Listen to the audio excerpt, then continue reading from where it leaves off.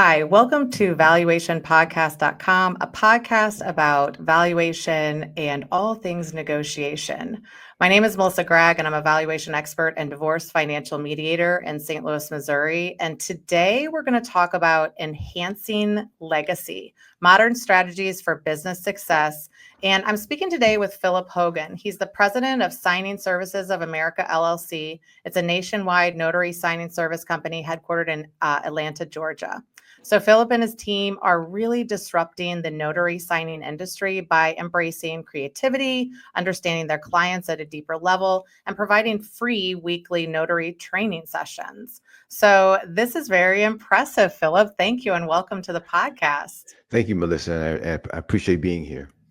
Well, and we connected because you have been going on a journey with this company and moving kind of from a very traditional notary. I mean, we all know what notary services are. We've all needed notary signing for buying our houses, selling our businesses, in divorce. We needed a bunch of times. But how did you really get to a nationwide business that's highly involved in technology and marketing and sales? Like, what was your journey to launching your business? Sure. And so in 2014, I was interested in becoming entrepreneur, and I was really tired of working, and I was looking for something that would allow me to have a high level of independence.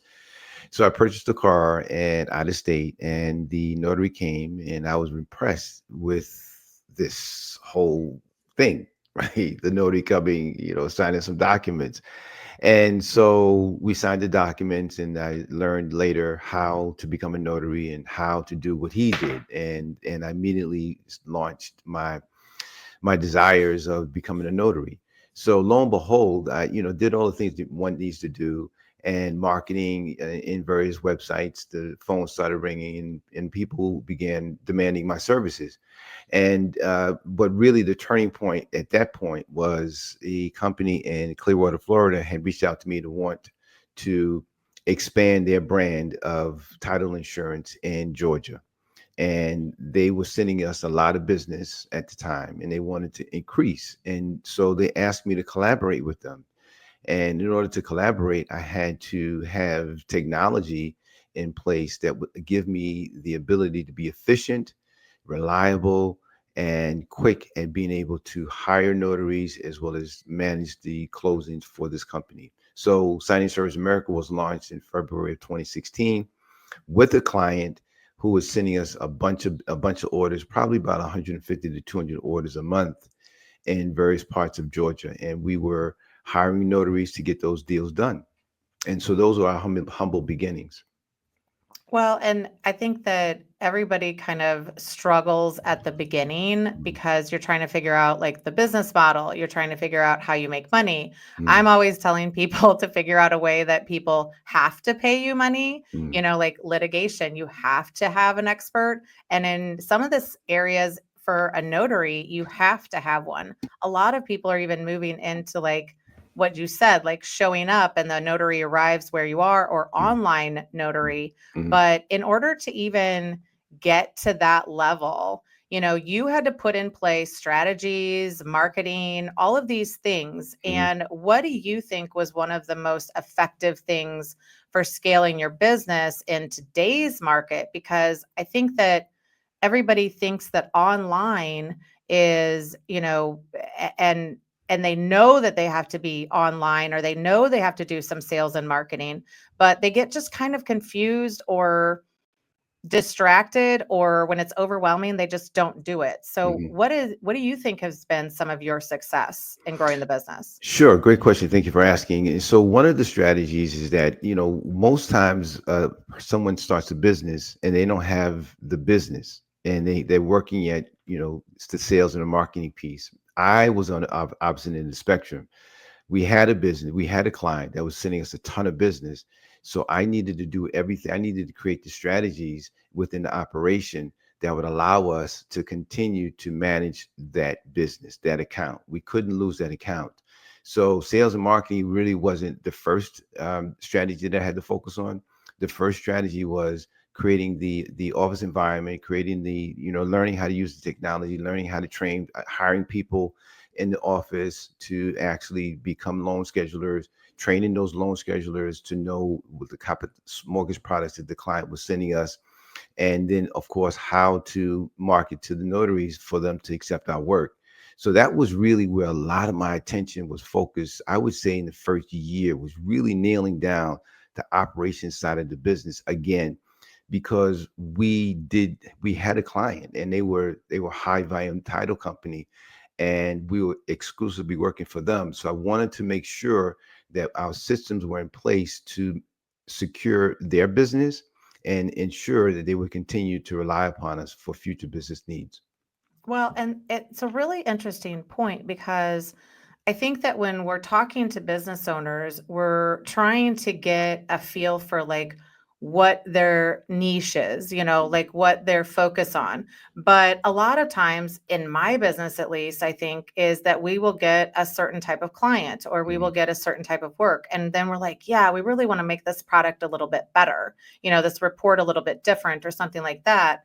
And we go forth to try to create the efficiencies and with that one client, because I mean, if you get a client right at the beginning or a couple clients, it's almost imperative that you utilize those paying clients to build kind of your process, Mhm. your Mhm. templates, Mhm. your way, like the way of speaking to clients, your operations. I mean, sometimes you start a business and you're like, I can figure it out, but Mhm. then you create processes that other people can fulfill, Mhm. right? Mhm. And I think in some capacity, what we're moving into is people that are all over the place, right? So you're talking about kind of building first an internal environment, Mhm. right? That Mhm. that's like a local kind of situation because you had these local clients. But did you start to have people outside of the city? And how did did you have to create like training modules or were you just kind of winging it at the beginning?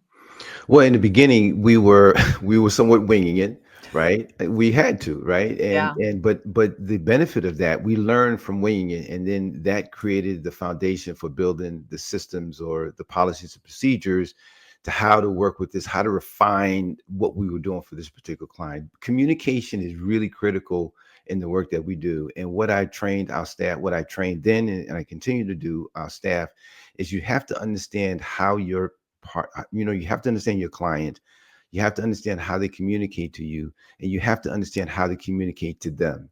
Because we're not sitting in the same location, we're not sitting in the same office, I have to tell my staff, you have to understand that people may not understand exactly what you're saying in words, so you have to sort of like present what you want them to learn in a picture, and if you can get them to envision what it is that we want to accomplish, that's a greater approach to accomplishing what you're looking to gain than trying to talk to people when they may not understand the language that you're using. So the other piece that we really had to do is refine how to manage a mobile workforce. The notaries are living in different cities and states, and they are subcontractors. And so what we wanted to do is get the subcontractors to work with us as if we were their only Mhm. employer, right? And because they have many different clients, and so in the course of a day, a week, or a month, they may work with 20, 30 different clients. And so we found out that there was just a little bit of apathy and how they work with us. And so we created systems that would allow them to become more part of our team. And one of the things that we did is implement the Notary of the Month award. It's a simple process, right? But what it really did is it really sparked interest, and it helped them to understand that they're appreciated for the work that they do, right? The other thing is the training, right? The weekly training that we provide is free to notaries, and it's specifically designed to help them understand, who our clients are, what type of products are their clients sending us, and how do we handle these clients. And that has been the biggest, if you will, return on investment that we've seen so far, because notaries no longer have to assume as to what they should do based upon how they've worked with other people, they can actually come to the Zoom call and literally discuss their issues with me as the host. And that gives them a tremendous amount of information. It gives them comfort, but it also has increased has improved the relationship between Signing Services of America and the notary signing community. It's put a face, right, to a voice. It's put emotions to the face and to the voice and to the collaboration to really help to make the team very seamless. And we have been able to have tremendously great outcomes by having those type of features in place to improve both the communication with our clients and as well as the relationship with our notary signing agents. Well, and I think that one thing that, business owners learn pretty quickly when they start a business is they're like, I want to go straight into marketing. I want to go straight into sales, like social media, like put everything out there. Mm, And a lot of times, it really comes down to, do you have the proper messaging mm, and culture mm, and relationships at the mm, beginning? mm, And so I wonder kind of, where did you, like at the beginning, how mm, did you start to cultivate culture, or was mm, it important? mm, And then the relationships, mm, because, in some ways you can go and get business, by a lot of different means, but a lot of times a few very good relationships mm, could create opportunities, as opposed to trying to go get hundreds of clients at the very beginning. How mm. did culture play into it, or relationships play into the beginning? And are they still important to you today? Sure. And so culture is a really big part. And so what we even before the culture, we had to identify who was our client, right? And were we marketing to B2B or were we marketing to B2C? Right. And that was really a defining moment, right? Because we started the company with this blessing of having a large client. That was really nice. But then to start moving forward, right?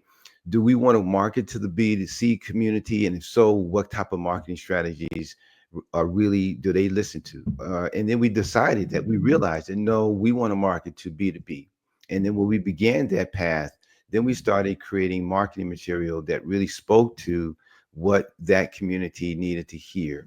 There's a certain language that the business community expects to hear. There are certain features that they're expecting to see within your marketing material that resonates to them. We found out that we had to have a recipe, if you will, of information that really would speak to the potential buyer of our product, right? And if we were speaking a foreign language, it's just like, you know, an American speaking English to a foreigner, right, or to an immigrant, right? It's like, and the immigrants like, what are you saying, right? They say, well, I'm speaking English, don't you get it? And it's like, and they may be, speaking Turkish or French or Spanish or Italian, and so there's a disconnect, right? So it's important that we began to communicate to our potential clients in a format that they understood. And that was another breakthrough when it came to our marketing approach. And, we use SEOs and we use social media platforms and LinkedIn and all that jazz. But again, the basis of our marketing plan really was to craft the language that would attract people to want to learn more about us. Well, and I think it's important to understand that when you're growing a business, Mm, starting a business, looking at doing something different, mm, what we do internally and we tell clients is, like, mm, every 6 months, revise your schedule. Like, look at everything. We just did this whole thing this month of, like, we're not the same people that we were 6 months ago, 12 months ago. The industry might not be the same as it is 6 months ago. Like, the world is changing very rapidly, and I think that, part of this is cultivating in your people creativity, mhm, innovation in mhm, your team, so mhm. that they can see those things. But as a leader in that space, are you seeing different things change? How important is it for your people to be maybe feeding you information about what's happening on the ground? Or is it really, this industry isn't changing that much? How do you get people to be creative and more efficient and innovative? Well, I think one of the things is we have staff meetings, right? And that allows and the staff comes to the meeting with the ability to feel like they have a voice in creating change, right? I've learned that change does not always happen from the top down, but it comes from the bottom up and then the top down. And so when staff feel valued, right, when they feel appreciated, right, they want to then see things make a difference in their work environment. So it starts there, right? They're on the front lines and they're dealing with the clients, they're dealing with the notaries, and I'm pulled back from the scene, so to speak. And so that is a big piece of the creativity, right? I'm a pretty passionate person. I'm very committed. I'm very loyal. I believe in hard work, and I believe in being proactive communicators. And one of the features that we implemented to help us with our clients is to understand that our clients they're more reactive thinkers, right? They wait for the bomb to happen. And then they, oh God, things blew up on us. Well, what I wanted to do is say, why do we have to wait to that? Did we have any kind of precursor? Did we have any type of did we have a type of warning signs that something was getting ready to happen? And if we did, then how did we communicate that to our client? And that was a breakthrough for us, right? Because then we would start giving our clients, they say, listen, they would like to do this. And we would say, listen, you can do that, but this is what's going to happen if you take that path. Let me give you an example, right? We deal with situations where we have one signing, one real estate transaction that may have multiple signers in different states. And so the client would prefer to send the documents to the particular sign to the notary for the new state. So we have, let's just say we have Montana, Idaho, and Nevada. All right. So we have 3 states, 3 signers in those states, and the package has to be signed by all 3 signers. Well, the client wants to send the documents to the notary in those 2 additional states, which the first state is Nevada, and then the other 2 states. And we said that's not the best approach to take, because if you have these documents with the notary and that notary gets ill or something happens to them, the documents are stuck with that notary, and we probably won't be able to retrieve them. So we advise to send the documents to the signer and have the notary meet with the signer. And therefore, we have a higher probability of getting the document signed. They loved it. They said, gosh, that's brilliant. We didn't think about that. And so that's how you really are being a proactive communicator and a thinker, right? And that's how and then I train my staff to help them understand that when you get these kind of deals, you want to start asking questions. Sometimes staff is a little bit more so excited to get things done, they just take the instructions and go ahead and get it done. And then I'm helping them understand sometimes you have to look a little deeper for the information that isn't there, that needs to be there to help you best meet the needs of our clients. Well, and I think that's one way that you've kind of, gone away from like how the traditional business model in your industry, um, you know, and it benefited you. Are there other times, like, because in the past, you just would reach out to a notary, like like it literally in my world, it's like, oh shoot, I need a notary right now, like for this document, I got to call around and go to some lawyer that I know that like you have expanded to this nationwide presence. Mm. Are there other ways that you just had to do things different and it really paid off? Because I think that that is the crux of entrepreneurship. It's like we have to constantly be looking at our own business model and saying, where can I improve it? How could I do things different? And quite frankly, right now, disrupting industries Mm. is not that difficult, but it takes you really understanding the business. So have there been other times that you kind of have done something non-traditional and people have just been like, that's an amazing? way of doing business? Sure. And so, one of the features that we do is, engaging our notaries. This is a space where technology is heavily used, and technology used in the sense of, you get an order from a client, and put it into our scheduling system, and then you start searching for a notary and through the database, and the notary replies through the technology, and you just send the order to the notary, and everybody's good. Well, that's how we first operated, and that was a recipe for disaster because there was no, there was no connection with no human element had Mm, been created. So what we got away from that traditional model and started reaching out to the notaries who have never worked with us before, and we make a phone call and we introduce ourselves and we discuss more about who we are and learn more about who they are, and then we offer them information about the order, and then we may just want to learn a little bit more about you professionally. What is your knowledge base? We start asking some knowledge based questions, right? And that has really helped us because now the notaries appreciate that human contact. 8 out of 10 notaries are saying, thank you for reaching out to us. Thank you for talking with us and letting us know what we need to know. Because now I feel more prepared. The notary feels more prepared to move forward. Well, the traditional model had been using technology to go ahead and assign the order, and it's just no further human follow up. We have broken that traditional model by first reaching out to the notary and making that verbal connection, getting them to buy into us. You see, you got to get people to buy into you. Once they have bought into you, then you're good to go. But prior to us reaching out to them, there was no buy-in. And mm. so there was no loyalty, if you will, between from the notary to us. And that has really helped us by reducing a number of issues that occurred when you work with a large mobile workforce.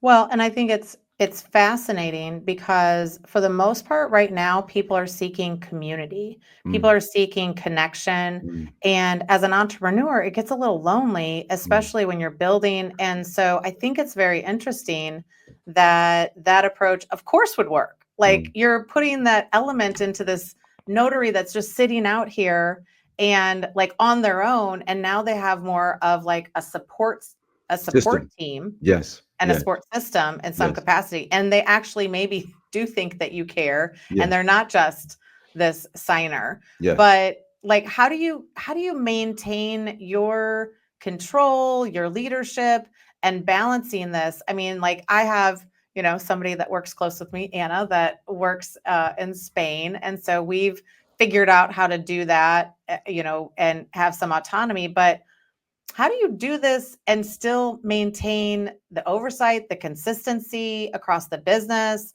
and have that really person when they show up, because you're working for companies that have clients around the country and Mm-hmm. they want kind of a consistent Mm-hmm. process. They want that level of service Mm-hmm. because these people that are signing are maybe signing for hundreds of millions of dollars of Mm-hmm. real estate or something like that, right? Mm-hmm. They Mm-hmm. don't want, and sometimes they don't want like automated emails and things like that. Like, how did you balance that in Mm-hmm. giving them, like, are they going out and getting business as Mm-hmm. well? Mm-hmm. Or what is your motivating factors? It's two factors. There are two pieces. One is that internal employees, right? When you hired Anna, I'm sure when you met with her and you interviewed, there were some features that you were expecting to hear from her during your interview, right?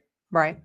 And same thing here. So when we're interviewing for our loan schedulers, there are certain features or certain ideologies or certain values or certain skills that I'm listening for and I'm looking for. And if they present themselves, then that tells me, okay, this is a person who can become an employee, go through our training program, and perform at a high level, right? And I had to learn how to interview people. I had to learn how to say no. I had to learn and feel comfortable with that because sometimes people want a job and you don't want to say no, but and through the process, I've become a very good hiring person, if you will, because I know what I'm looking for. I know what I'm listening for, and it's really the biggest piece here is that internally we're looking for employees who are good critical thinkers. You can have all the flashy skills that you want. You could be the fastest typist and put elegant sentences together in your emails. But if you don't have the good critical thinking skills to be able to break down a problem and to the basic levels and then rebuild it so that it would stand correctly, then you're not going to work well within Signing Services of America, because that's how we are. We have to be critical thinkers in order to make the experience for our clients rewarding and beneficial. The other thing that we've done is, like you mentioned, creating the community for the notaries by saying to the notaries, when we hire you, we are shifting the role from being your manager to then being your support team. And they flip out. What do you mean support team? What are you talking about? I said, because we want you to know that when you take this order and you run into situations, it's just like when you buy a washing machine, right? Or when you buy a cell phone, or when you buy a stereo equipment and you need and doesn't work correctly, you call for support, right? They said yes. I said, well, guess what? When we assign you this order and you run into a stickler position and you don't know what to do, you can call us and we will be here to answer your question and assist you to getting the job done the way we want you to do it, the way our clients are expecting us to get it done, and you know what, the way you want to get it done. So it's been so it, it's it, the shifts have occurred both internally with understanding how to hire client staff that will be able to produce at a high level what we're looking for, and then also shifting how we approach the notaries and giving them sense of ownership into the relationship. Notaries in the past had not been given a piece of ownership because they were instructed, okay, you're carrying out the instructions and that's it. And we find out that it's more to it than that. There is a human element, and we have activated that human element, and it's working for everyone. Well, and I think that's very unique because I would have to say Anna came to me as a referral and I was just like, you're hired. And I don't know if I would really know how to hire a team. Like I know the hire slow, fire fast, those types of things, but it's also, who you're aligned with. Like it's fascinating because we do a lot of mediation and we want to reach out to mediators. And I'm thinking, okay, that's probably a similar way that you reached out to, notaries, but how do you really vet them? Like, what if, is it just we don't work with you again if it Right. doesn't work out well? Yes, But yes. yeah, Yes, yes. there's no vetting process. You win or lose. Well, no, there I is mean, yeah, there is a vetting process, Melissa, and part of the vetting process is to learn about your knowledge based questions, right? We want to ask you, if we deal with many different clients who have many different mortgage products, and so we have a client who's sending us a home equity conversion mortgage, which is a mortgage specifically for the senior citizens. That we want to know from the notary, what is your experience in working with this particular product? How much experience do you have? And then they say, well, I've done, a few. Okay, well, then we ask the next question, which is, and I don't want to get too technical here, but we'll go into the package literally and start asking, okay, with this particular product, there are certain characteristics, there are certain documents that are in this package. And we'll list, okay, how many mortgages are in a home equity conversion mortgage, right? And they've done this before, they should know. And we catch them by surprise. So sometimes they're surprised, they're nervous, and that's fine. And we'll go through that, and or we'll ask another knowledge-based question. If it's another product, suppose it's a refinance, and then the refinance has a notice of right to cancel documents, right? And these are just, again, I don't want to get too technical, but what we're asking is that you ask the question, how do we know the knowledge? Well, we ask knowledge-based questions. And if you're an experienced notary who's familiar with this product, you should know the answers to these questions. And if you don't, then you might not get a check next to should we proceed forward, right? yeah, And then if you don't, but if you say, well, listen, I really don't know, I don't know, I'm new to this, I haven't done this too many times before, then if I'm interviewing you, that's a reason for me to say, you know what, I want to work with you because I appreciate your honesty, I appreciate you showing your vulnerability, I appreciate you being transparent, and you will be a great notary. And then I've worked with notaries, I've mentored them. I said, listen, here's the telephone number. When you get the documents, if you have any issues, then give me a call. We'll go over your questions because I know you want to get this right, like I want you to get it right.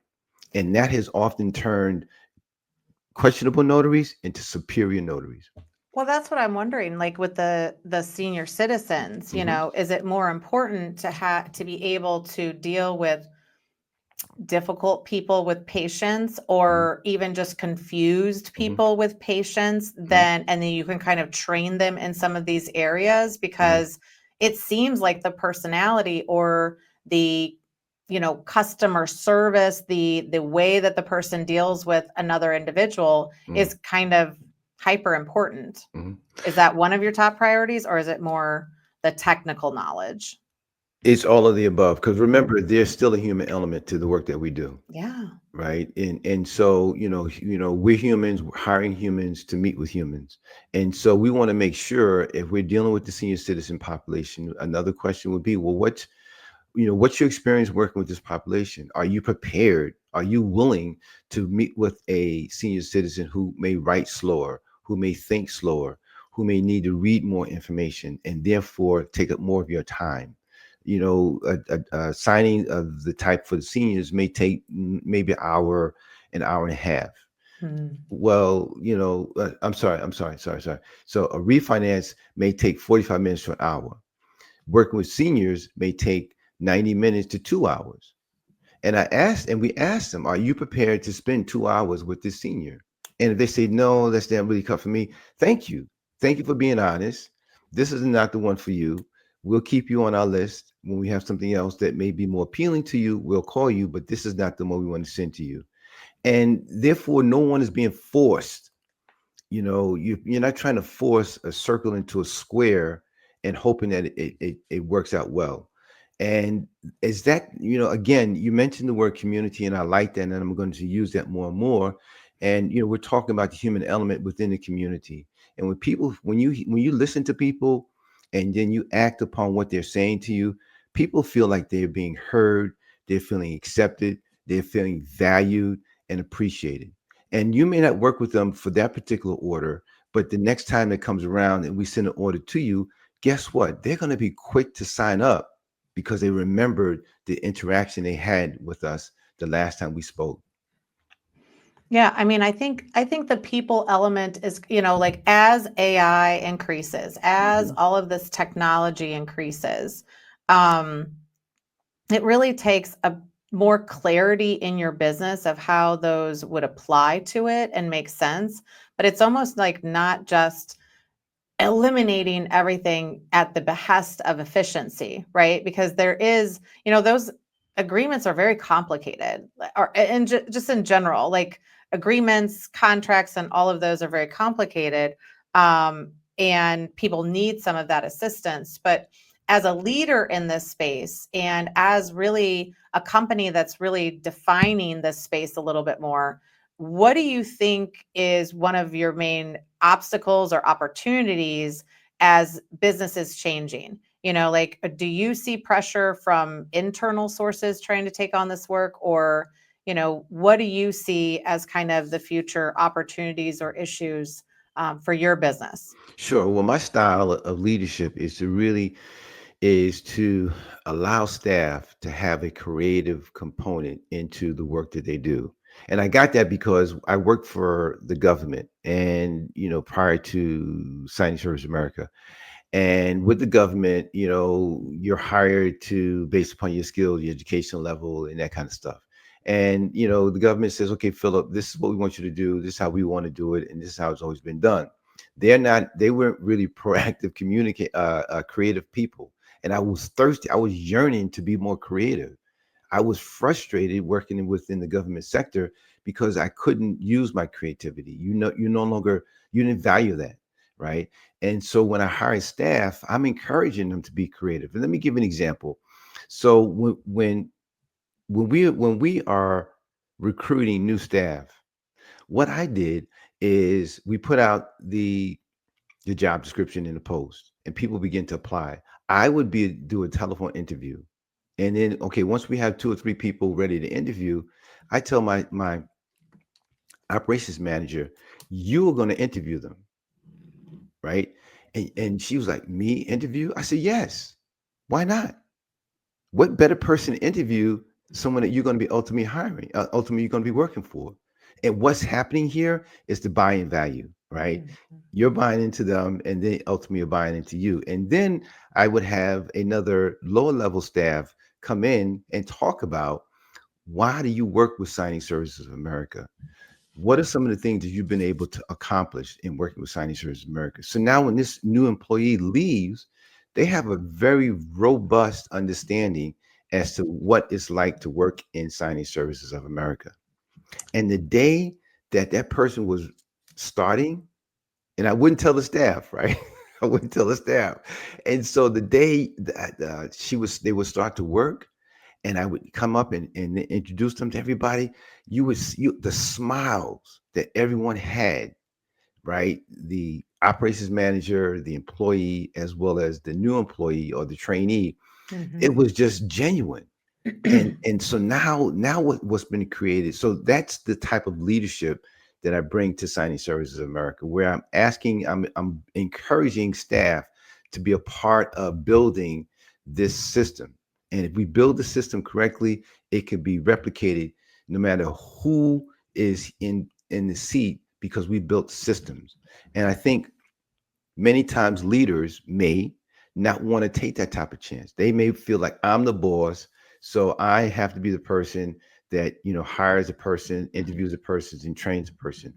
And as entrepreneurs, we can't expect ourselves to always be the person who does everything. We have to be able to delegate and then hold people responsible for what you've delegated them to do, which you do with Anna.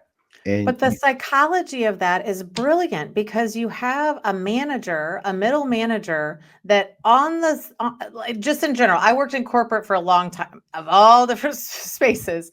And you have the middle manager that's like, who is this person coming in? Like, I don't know if I like them. As opposed to if they're interviewing them, they have to sort of step into that role of like being the professional and trying to seek out, okay, I can't make the assumption on this. So, I mean, I think that's dang near brilliant because and then they're not going to be maybe as scared, like they're right, maybe going to open up a little bit more, right, talk a little bit more, know the actual role of what they would be doing from that right, person. right. I mean, I think that is really actually brilliant, but that kind of leads us into you telling us more about your company Mhm. and what you do, how you have grown it, and how you can be of service to the community watching as well. Sure. Signing Service America, as we have talked about, is a national notary signing service.